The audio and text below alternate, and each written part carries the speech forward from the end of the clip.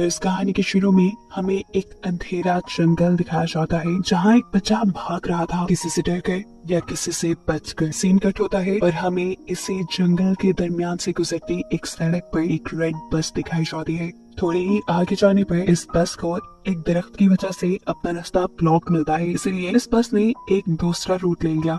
ये जाने पर है कि आगे कोई खतरा भी हो सकता है। वहाँ पर हम कुछ स्केलेटन भी देखते हैं और आगे जाने पर सारे दरख्त भी एक एक से खत्म हो चुके थे। अचानक ही धुंध ने चारों तरफ से उन्हें घेर लिया था। बस में बैठे हुए बच्चे भी डर कर बाहर रोड की तरफ देखते हैं, क्योंकि एकदम से ही ड्राइवर को बस रोकनी पड़ी थी। उसने नीचे उतर के देखा तो सामने एक मरा हुआ हिरन था, जिसे वो ठिकाने लगाते ही जैसे ही पीछे मुड़ा तो एकदम से शॉक रह गया। अगले ही मिनट जब वो बस में दोबारा चढ़ा तो हमने देखा कि उसके पीछे कोई आदमी था जिसने बस ड्राइवर को गन पॉइंट पर लिया हुआ था। वो सब बच्चों को भी धमकी देकर अपनी सीट्स पर बैठने को कहता है। सभी उसकी बात मानने लगे और एकदम से इसी बस में बैठे हुए एक बच्चे को याद आया कि उसने न्यूज में इस आदमी के बारे में पढ़ा था। वो एक सीरियल किलर था और अभी कुछ ही दिन पहले जेल से भागा था। सिर्फ यही नहीं, डरा देने वाली बात ये भी थी कि ये आदमी सिर्फ टीनेजर्स को ही मारा करता था। ये कह लें कि वो एक साइकोपैथ है। इस आदमी के कहने के मुताबिक ये लोग सब करते रहे। इन्होंने अपने फोन भी विंडो से बाहर गिरा दिए और ड्राइवर अपनी बस चलाता रहा। और चलते हुए ड्राइवर ने एक और साइन बोर्ड मिस कर दिया जिस पर लिखा था कि वो 1 मिनट। इस कहानी के शुरू में हमें एक अंधेरा जंगल दिखाया जाता है जहाँ एक बच्चा भाग रहा था किसी से डर कर या किसी से बचकर। सीन कट होता है और हमें इसी जंगल के दरमियान से गुजरती एक सड़क पर एक रेड बस दिखाई जाती है। थोड़े ही आगे जाने पर इस बस को एक दरख्त की वजह से अपना रास्ता ब्लॉक मिलता है, इसलिए इस बस ने एक दूसरा रूट ले लिया। ये जाने पर है कि आगे कोई खतरा भी हो सकता है। वहाँ पर हम कुछ स्केलेटन भी देखते हैं और आगे जाने पर सारे दरख्त भी एक एक से खत्म हो चुके थे। अचानक ही धुंध ने चारों तरफ से उन्हें घेर लिया था। बस में बैठे हुए बच्चे भी डर कर बाहर रोड की तरफ देखते हैं, क्योंकि एकदम से ही ड्राइवर को बस रोकनी पड़ी थी। उसने नीचे उतर के देखा तो सामने एक मरा हुआ हिरन था, जिसे वो ठिकाने लगाते ही जैसे ही पीछे मुड़ा तो एकदम से शॉक रह गया। अगले ही मिनट जब वो बस में दोबारा चढ़ा तो हमने देखा कि उसके पीछे कोई आदमी था जिसने बस ड्राइवर को गन पॉइंट पर लिया हुआ था। वो सब बच्चों को भी धमकी देकर अपनी सीट्स पर बैठने को कहता है। सभी उसकी बात मानने लगे और एकदम से इसी बस में बैठे हुए एक बच्चे को याद आया कि उसने न्यूज में इस आदमी के बारे में पढ़ा था। वो एक सीरियल किलर था और अभी कुछ ही दिन पहले जेल से भागा था। सिर्फ यही नहीं, डरा देने वाली बात ये भी थी कि ये आदमी सिर्फ टीनेजर्स को ही मारा करता था। ये कह लें कि वो एक साइकोपैथ है। इस आदमी के कहने के मुताबिक ये लोग सब करते रहे। इन्होंने अपने फोन भी विंडो से बाहर गिरा दिए और ड्राइवर अपनी बस चलाता रहा। और चलते हुए ड्राइवर ने एक और साइन बोर्ड मिस कर दिया जिस पर लिखा था कि वो एक मिलिट्री के खाली जोन की तरफ बढ़ रही है। यानी एक ऐसा एरिया जहाँ सालों पहले रिसर्च की गई थी, लेकिन अब वहाँ पर कोई इंसान नहीं रहता था। ये एक टनल थी जिसमें इस टाइम बहुत सी लाइट्स चल रही थी और इसी टनल के अंदर एकदम से उनकी बस रुक जाती है।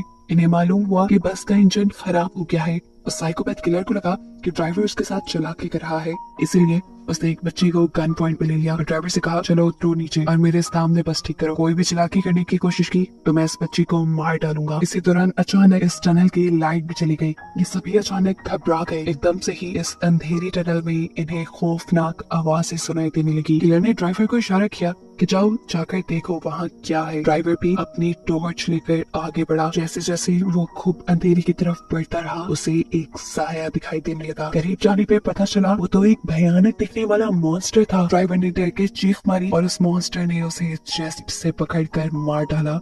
अंदर बस में बैठे हुए लोग ये सब कुछ देख रहे थे। वो किलर भी उस लड़की को लेकर जल्दी से बस के अंदर ही आ गया। ये लोग चिल्लाने लगे थे। किलर इन सबसे खामोश रहने को कहता है ताकि वो मॉन्स्टर इन्हें देख ना पाए, सुन ना पाए, और तेजी से बस स्टार्ट करने की कोशिश करता है। लेकिन यहाँ पर बस की चाबी नहीं थी। वो तो थी अभी तक ड्राइवर के हाथ में, जिसे वो मॉन्स्टर मार चुका था। वो इन बच्चों को काम देता है ड्राइवर के हाथ से चाबी लाने का। एक लड़की जैसे ही चाबी लाने के लिए डरते डरते ड्राइवर के पास पहुंची तो उसे देखकर वो शौक रह गई। वो मर चुका था। लड़की को यकीन नहीं आ रहा था। हमसे उसके आंसू निकलने लगे, लेकिन ये रोने का वक्त नहीं। ड्राइवर के हाथ से चाबी ली और बस में वापस आ गई। बस में बैठकर भी उसकी हालत अजीब थी। बाकी बच्चे जब उससे ड्राइवर के बारे में पूछते हैं तो वो ना में सर हिला देती है, क्योंकि अब वो जिंदा नहीं रहा था। ये सुनकर ये सब बच्चे भी दुखी हो गए। यहाँ अभी किलर रेजी नाम के लड़के को बस स्टार्ट करने को कहता है, लेकिन बस तो खराब थी, कैसे स्टार्ट होती। उसने धमकी देता है कि अगर तुमने बस स्टार्ट ना की तो मैं इन सबको मार दूंगा। ये लड़का भी बाकियों से लगाफी जोशीला था। बिना डरे वो उल्टा इस किलर से ही बहस करने लगता है।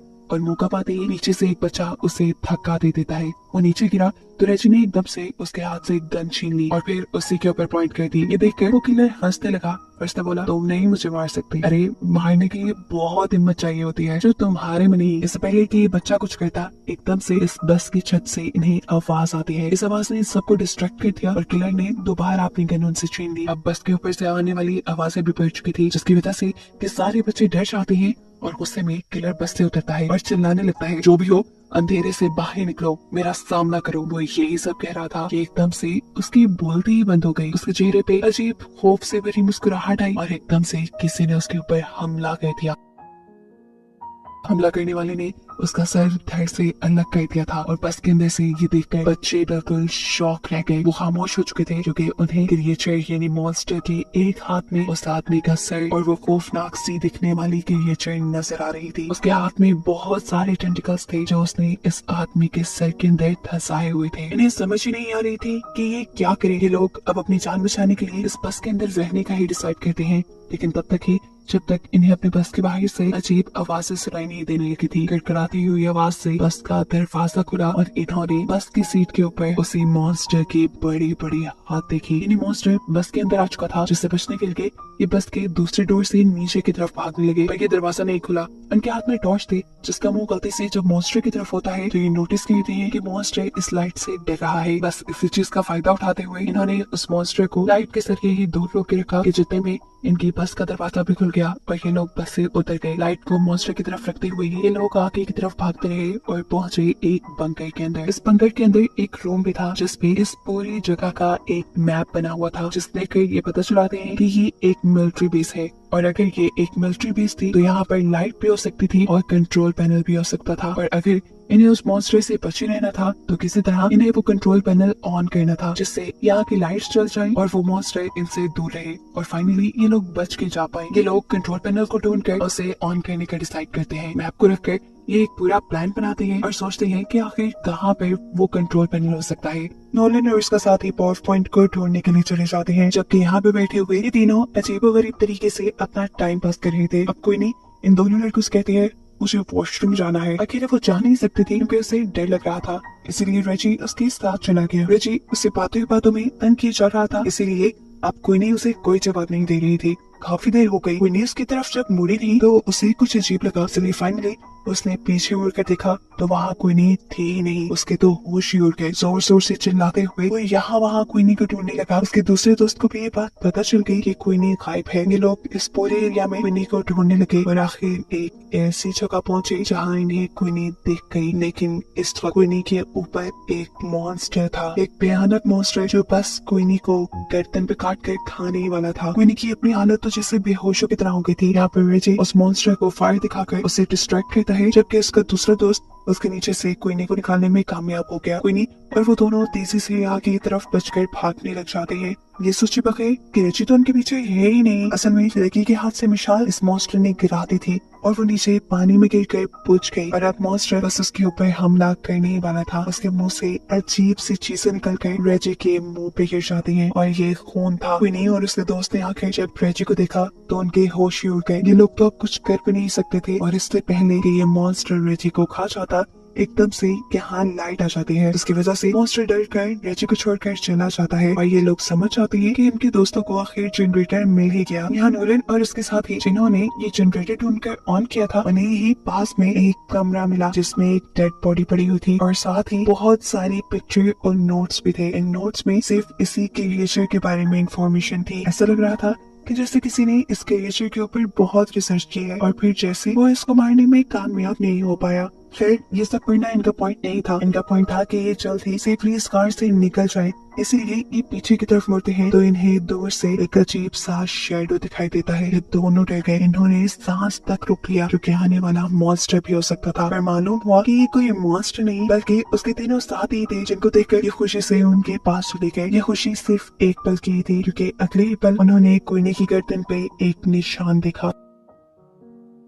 वो जख्म था बहुत गहरा जख्म जिसके अंदर से खून निकल रहा था। ये उस मॉन्स्टर के काटने की वजह से हुआ था। ऐसा भी हो सकता था कि अब क्वीनी इन्फेक्टेड होकर उस मॉन्स्टर में बदल जाए। उनमें से कहता है कि शायद हमें क्वीनी को साथ नहीं रखना चाहिए, लेकिन ये लोग ऐसा नहीं करते, क्वीनी को साथ ही रखते हैं। उसके साथ आके क्या होने वाला है इस चीज की इन्फॉर्मेशन लेने के लिए ये दोबारा उसी कमरे में जाते हैं जहाँ पहले उन्हें बहुत से नोट्स मिले थे उस मॉन्स्टर के बारे में। वहाँ पड़े हुए बहुत से नोट्स में से वो एक नोटबुक उठाते हैं और उसे पढ़ना शुरू करते। की कहानी थी जिससे अपनी बहन के साथ नई नई जगहों को एक्सप्लोर करना बहुत अच्छा लगता था। पर ऐसे ही ये लोग एक दिन एक्सप्लोर करते करते इस मिलिट्री बेस तक आ गए। वो लड़का जिसने ये कहानी लिखी थी वो यहाँ के मैप को गौर से देखता रहा और पीछे ही रह गया, जबकि उसकी बहन आगे आगे बढ़ती रही और एकदम से वो शॉक हो गई जैसे उसे टनल के अंदर कोई अजीब चीज नजर आई हो। पीछे जो उसका भाई खड़ा था वो जैसे ही उसकी तरफ देखता है तो अब बहुत देर हो चुकी थी। टनल के अंदर से चीखने चिल्लाने की आवाज आ रही थी। इससे वो खुद भी डर गया और अंदर जाकर अपनी बहन को बचाने के बजाय वो जंगल की तरफ भागने लगा ताकि वो अपनी जान बचाकर यहाँ से जा सके। ये वही सीन है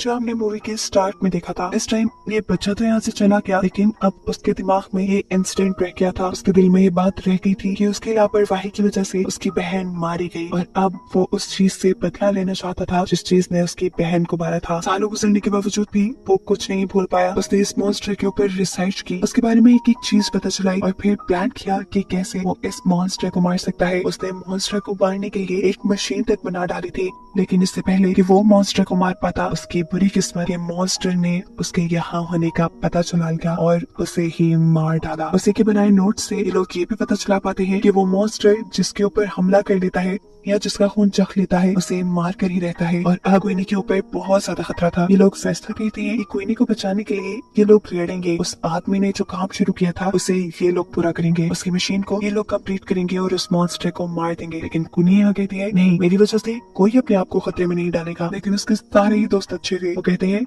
नहीं, हम सारे यहाँ से जिंदा ही बचकर निकलेंगे। ये सोचकर ये सभी एक दूसरे को गले लगाते हैं और फिर एक साथ अपने प्लान पे वर्क करना शुरू कर देते हैं। कुछ देर की मेहनत के बाद ये लोग उस आदमी की बनाई मशीन को मुकम्मल कर भी लेते हैं जो अब पूरी तरह काम कर रही थी। ये देखकर ये लोग बहुत खुश हुए, लेकिन अभी मेन काम बाकी था, उस मॉन्स्टर को इस मशीन के सामने लाना, जिसके लिए ये लोग एक ट्रैप बनाते हैं। क्वीनी के खून से भीगे हुए कपड़े ये लोग एक खाली जगह पर रख देते हैं ताकि उसे सूंघते हुए वो क्रिएचर वहाँ तक आ जाए। थोड़ी दूरी पर उन्होंने क्वीनी को भी खड़ा किया हुआ था ताकि मॉन्स्टर सही जगह पर आए और ये लोग फिर लाइट जलाकर उसे मार दें। इनके प्लान के मुताबिक वो मॉन्स्टर इनके सामने आया भी। खुशबू सूंघते हुए उसने क्वीनी के कपड़े भी उठाए, लेकिन ये क्वीनी नहीं थी। वो जान गया था ठीक इसी टाइम पर नोलेट को वो ट्रिगर नीचे करना था, लेकिन बदकिस्मती से वो ट्रिगर फंस गया और ऐसे मॉन्स्टर क्वीनी को ढूंढते हुए उसके पीछे आ गया। इससे पहले क्यों क्वीनी के ऊपर हमला कर देता, ठीक वक्त पर वो लोग उस मशीन का ट्रिगर ऑन कर देते हैं और बहुत सारी लाइट उस मॉन्स्टर पे पड़ने पर मॉन्स्टर क्वीनी को छोड़ देता है। क्वीनी और उसकी दूसरी साथी तेजी से भागते हुए टनल से बाहर निकल आते हैं और यहाँ बेटी का साथी तेजी से भागते हुए उस मॉन्स्टर के पेट में स्टैब कर देता है। लेकिन इनकी बदकिस्मती कि उनके इस वार ने मॉन्स्टर का कुछ नहीं बिगाड़ा था। अब इन लोगों के पास बस यही हल था कि ये लोग अपनी जान बचा के यहाँ से भागे। हाथों में मशाल लिए ये लोग बाहर की तरफ भागने लगते हैं, लेकिन इनके पीछे पीछे था वो दोनों लड़कियां तो की टनल से बाहर निकल गई थी। टनल से बाहर निकलते ही उन्होंने सुकून का सांस लिया और पीछे देखा जहाँ अभी तक उनके दोस्त नहीं आ रहे थे और अब उनके सामने मॉन्स्टर भी खड़ा था। डर से ये लोग कांपने लगे, लेकिन मॉन्स्टर बाहर नहीं आया क्योंकि बाहर रोशनी थी। इतने में ही